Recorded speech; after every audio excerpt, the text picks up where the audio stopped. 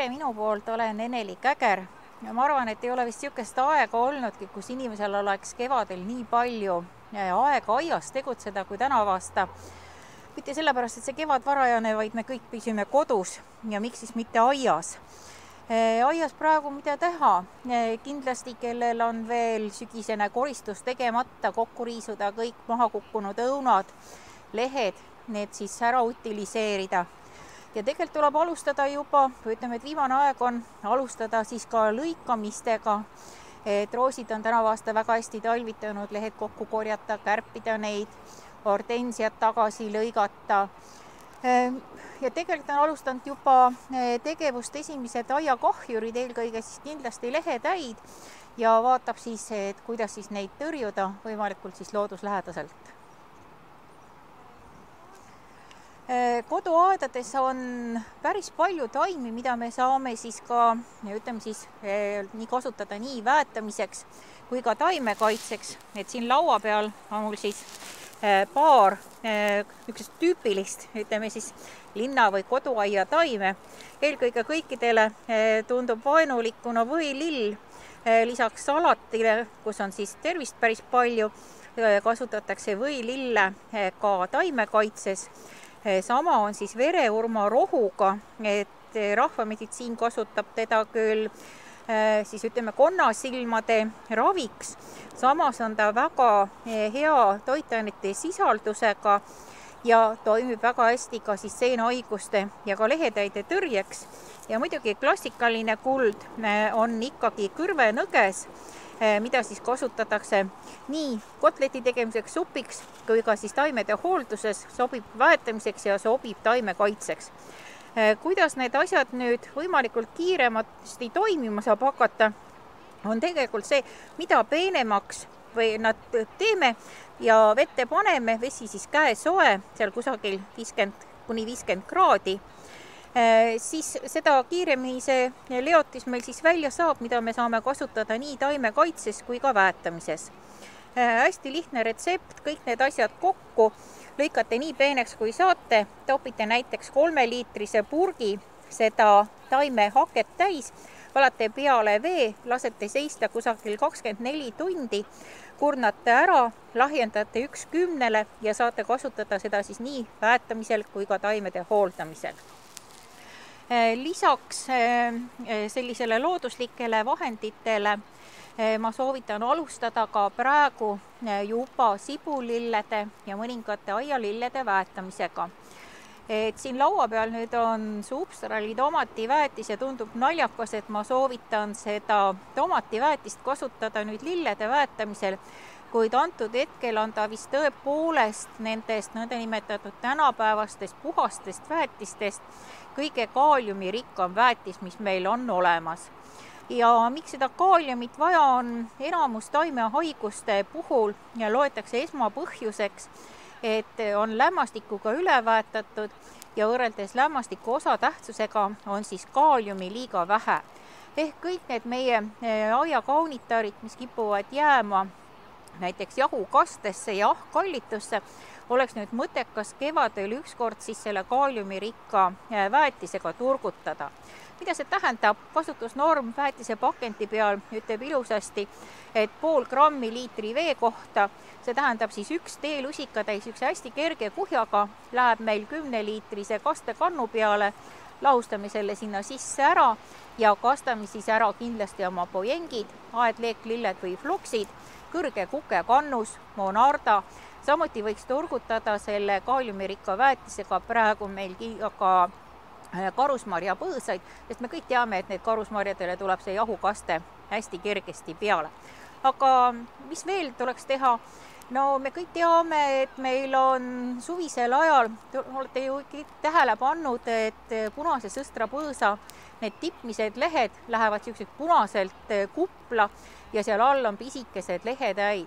Ilmselgelt ei saa me sealt neid nüüd enam kuidagi kätte, aga praegu saaks ennestada just seda sama, et neid kuplatäisi ja kirsipuu lehetäid meil suvel nii palju ei oleks, et pungad on parasjagu avanenud esimesed lehetäid on kohal ja samamoodi siis tuleks alustada taimekaitsetöödega.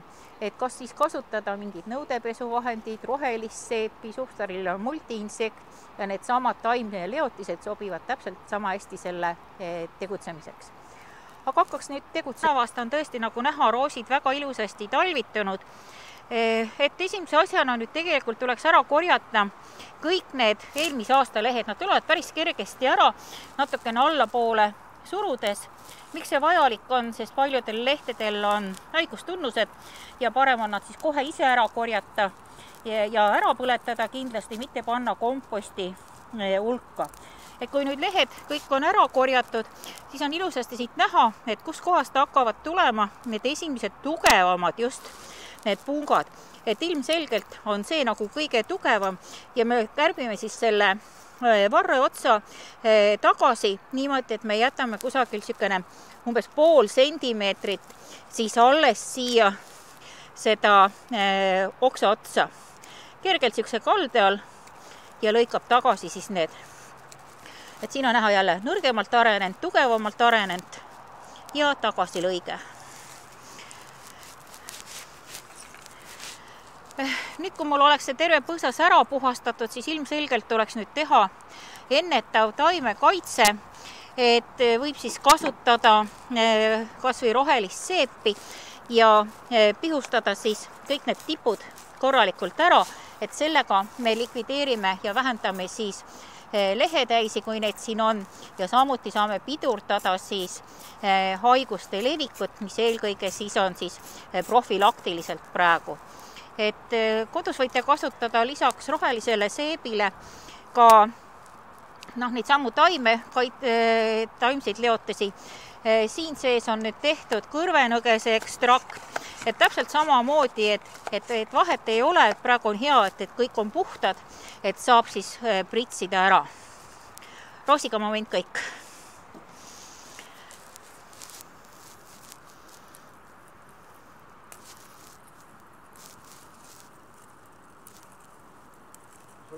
Roosiga on moment küll. Jah. Selle me võtame ülesse. Aga need tuleb ära lõigata. Need oleks tulnud juba sügisel ära lõigata. Võtame maha. Ma olen sulle teadnud.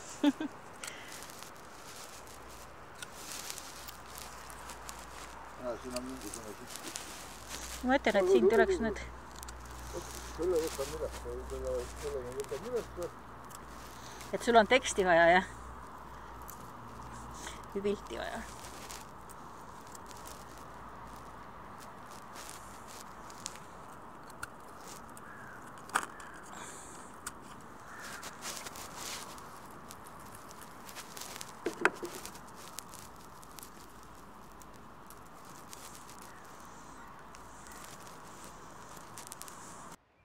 See on hästi tihti kogu see aiandus meil kastides, et siin on siis nüüd maitsetaimede peenar, mis on jäänud sükisel tagasi lõikamata, et eksit ole saadud ka talve jooksul võib-olla midagi veel tee jaoks näpistada. Et need ka kõik, mis on mitmeaastased, lõigatakse siis tagasi ja mis on üheaastased, lähevad tegelikult kõik maa seest välja. Et mida puhtamaks me oma aia ja peenrad saame, seda vähem meil on vaja võidelda siis terve aasta haiguste ja kahjuritega.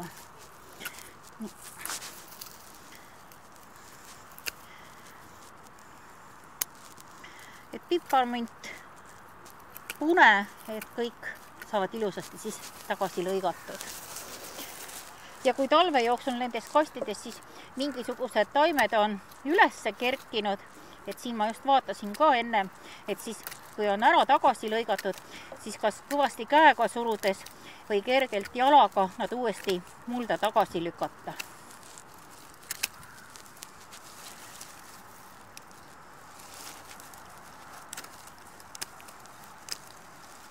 Et kõik jäätmed siis kas prügikotti, et sellised, mis terved on, võib panna ka komposti hunnikusse, et sükeste tuulte ja asjadega, et lõket teha ma ei soovita. Ja kui tegu on tõesti nii, nagu need roosi oksad ja lehed seal olid, ka haigustunnustega, siis need võib panna ka ämbrisse või mingisse veetpidavasse nõusse ja näiteks keeva veega üle valada, et nii saab ka nad ära utiliseerida.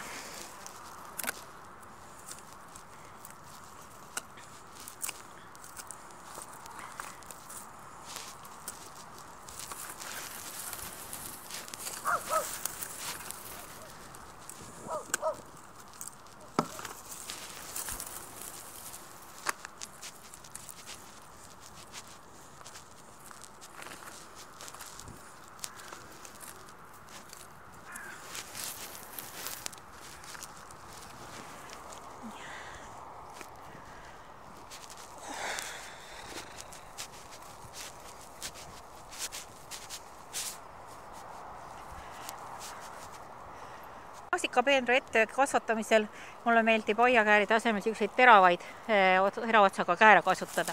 Ja mida teha, on nüüd tegelikult välja lõigata kõik need vanad, krõbedad ja haigustunnustega lehed, nii et jäävad alles ainult noored. Ja kui peenar on puhtaks tehtud, võib anda talle väetist ja katta siis kas kattelooriga, et saada varajastemat saaki, mida siis külm õis ära ei riku.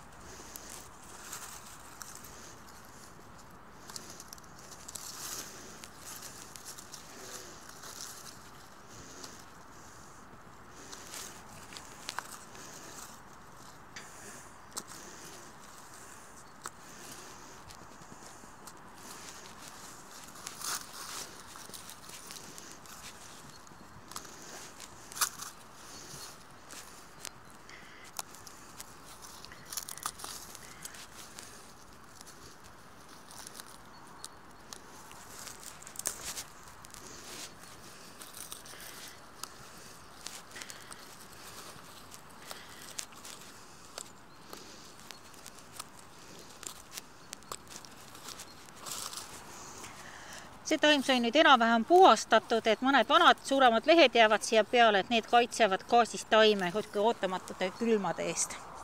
Ja kindlasti alles noored lehed. Võtta lähemalt parem neid. Et aastaid on tegelikult meil koduaedades olnud hortensiad, sellised sügisesed lemmikud. Et eesti keel on imelik, et see, mis on, näeb puu või põõsa moodi järgi, on meil aedhortensia ja see, mis on rohtne, on puishortensia.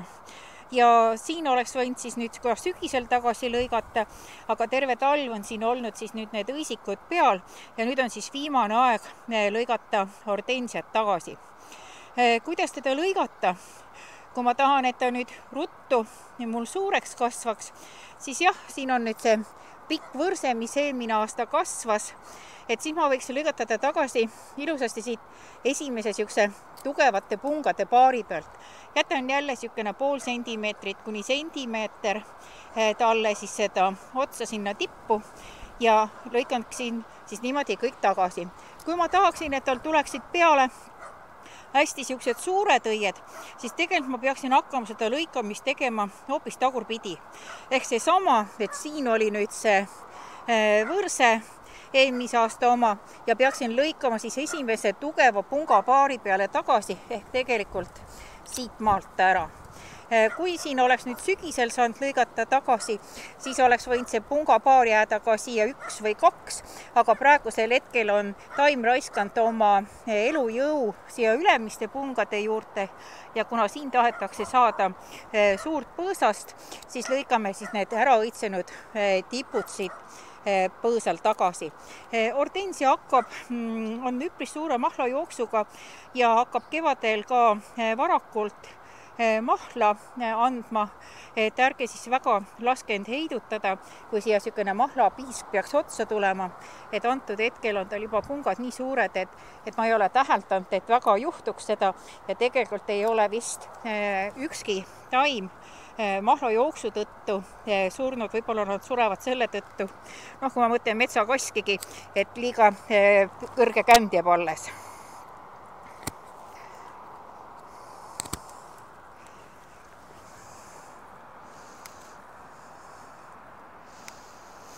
Ja kindlasti võib välja lõigata siis sellised haigestunud või need tulebki välja lõigata, et siin on näha ka punane komuseen peal, et see tuleks kindlasti ära põletada. Praegu ma lükkan tasku, et ta aeda kusagile maha ei jääks.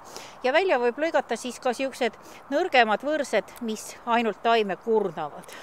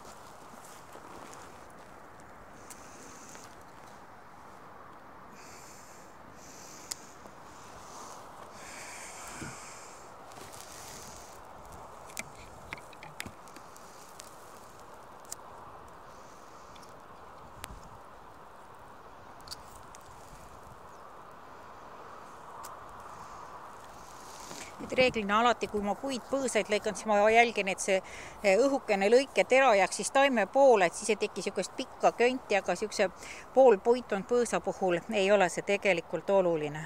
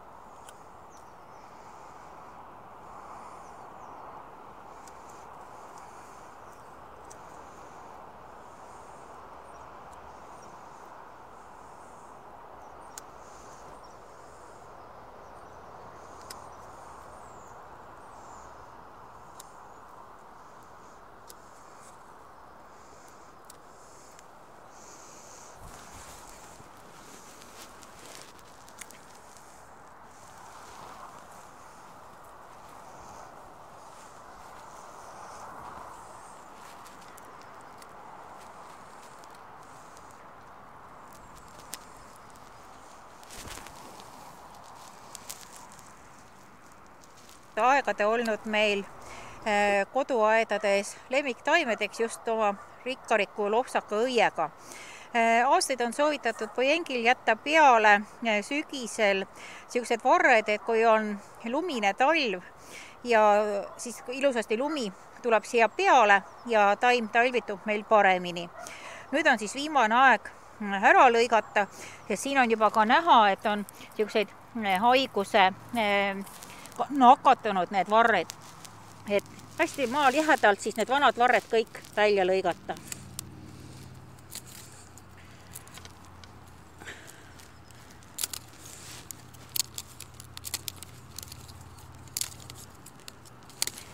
ja kindlasti pärast seda, kui taim on ära puhastatud, siis kellel on niisugune rikkus käes nagu tuhk, et siis võiks siia niisuguse õhukese paari millimeetrise kõige rohkem tuhakihi peale panna. Kellel ei ole, et siis on paras aeg kasutada jälle niisuguseid taimseid leotisi, mis siis taimel aitavad kasvada. Ja pojengi puhul, nii nagu ma ennem ütlesin, on nüüd selline moment, et võiks siis teda ka tomativäetisega turgutada, et tal oleks siis piisavalt kaaliumi.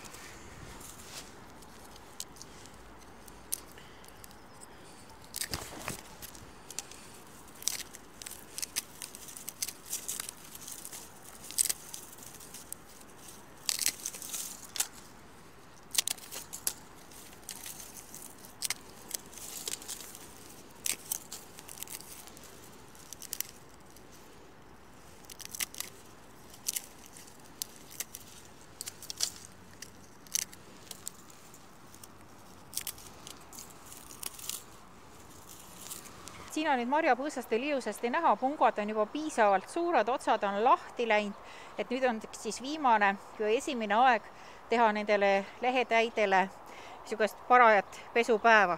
Ja siin on sisse tehtud siis kõrvenõgese kontsentraadist lahus ja pritsida siis töötse niimoodi, et põõsas peab tilkuma, see vedelik peab pääsema kõikjale siia vahele.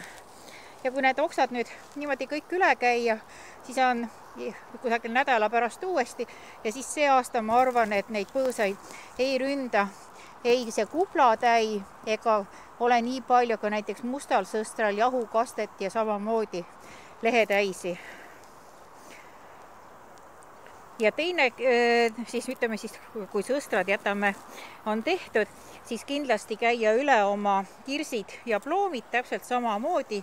Pung hakkab neil praegu lahti minema, soojad ilmad meelitavad kohe välja lehetäid, et ka nemad tuleks siis niimoodi üle käia. Ja kellel on aias noored õunapuud, siin ka paari aasta istutus, et kuna nad ka väga suured ei ole ja ise väga hakkama ei saa veel oma haiguste ja kahjuritega, et ka nendel ma soovitan niisuguste looduslike vahenditega teha siis ära niisugune varakevadine ennetav pritsimine. Punane sõstar jätab selle luuviljalise sulle.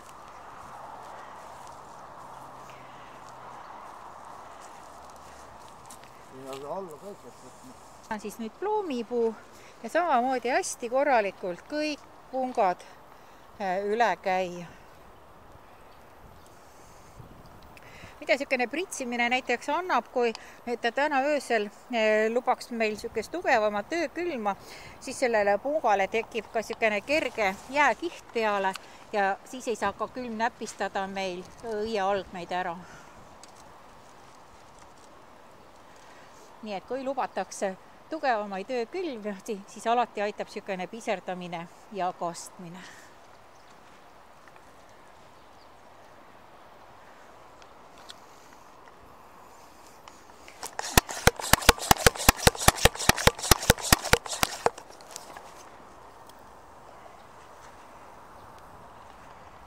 Ma arvan, et sa said pilti palju. Sai siin nüüd aias pisut rabeletud ja tehtud, et inimesed hoidke end, püsige kodus, püsige aias ja tegutsege mõistlikult. Et vaatab, kas näeb veel või ei näe, aga olge tublid. Just nagu